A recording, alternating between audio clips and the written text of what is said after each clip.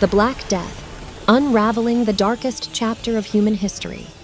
According to historian, this disease spread rapidly through fleas that infested rats, causing painful swelling and blackened skin.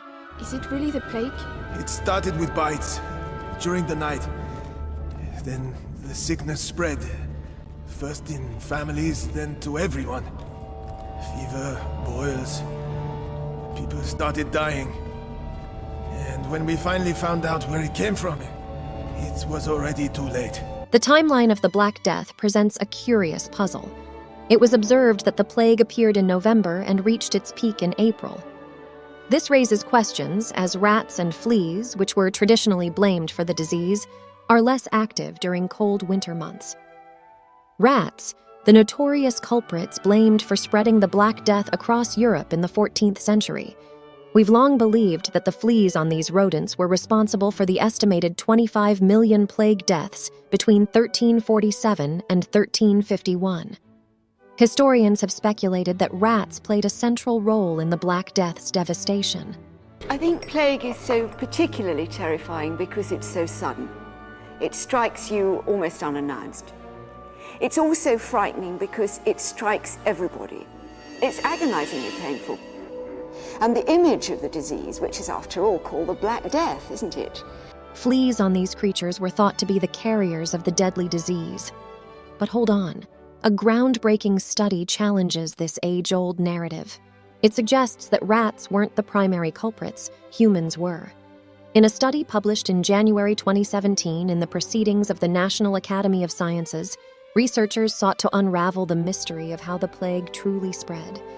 They used sophisticated simulations to explore 3 possible models: rats, airborne transmission, and fleas and ticks carried by humans on their bodies and clothing. The results? In most of the cities they studied, the model focusing on fleas and ticks on humans emerged as the most accurate explanation for the plague's spread. The consensus seems to be that the plague spread too rapidly for rats to be the primary carriers. Nils Stenseth, a professor at the University of Oslo, shared his insight. It would be unlikely to spread as fast as it did if it was transmitted by rats. It would have to go through this extra loop of the rats, rather than being spread from person to person. But where did the belief that rats were to blame originate? Surprisingly, there's little historical and archaeological support for this claim.